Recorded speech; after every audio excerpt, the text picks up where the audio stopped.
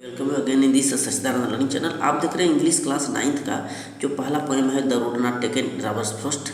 इसके हम लोग सेंट्रल आइडिया को इस वीडियो में चेक करने वाले हैं।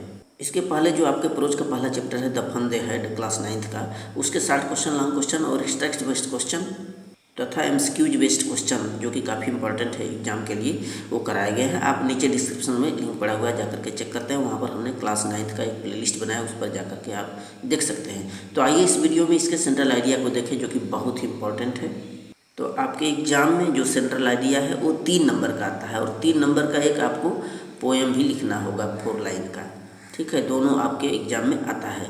तो देखें इसका central idea, the poem road not taken is composed by Robert Frost. यह जो पोएम है रोड नॉट टेकन, यह रॉबर्ट फ्रॉस्ट के द्वारा लिखा गया है।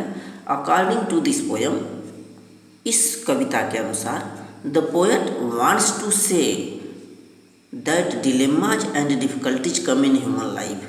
तो इस कविता के अनुसार जो कवि है वो क्या कहना चाहता है कि डिलेमाज एंड डिफिकल्टीज यानी कि दुविधा की स्थितियाँ, कभी कभी हमारे मानव जीवन में तमाम दुविधाएं भी आती हैं और परेशानियां, मुसीबतें भी आती हैं। Difficulties come in human life, मानव जीवन में आते रहते हैं।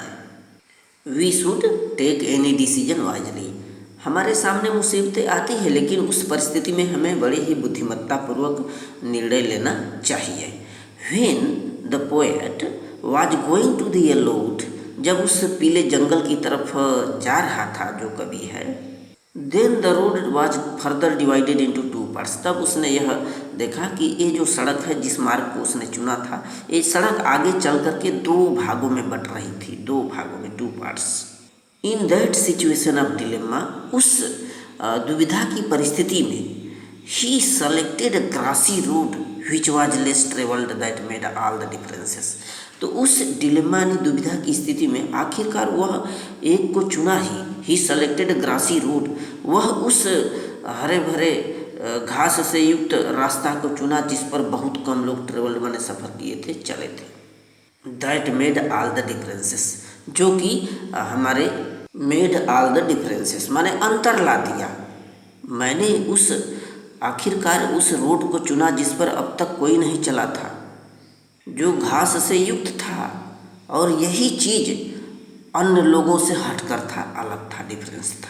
तो इस कविता के माध्यम से जो पोएट है वो कहने का ये बता रहा है कि हमें अपने जीवन में मुसीबतें तो आती है, लेकिन कोई न कोई चीज़ तो सेलेक्ट करना पड़ेगा, चुनाव तो करना ही पड़ेगा उस विषम परिस्थिति में। So thanks.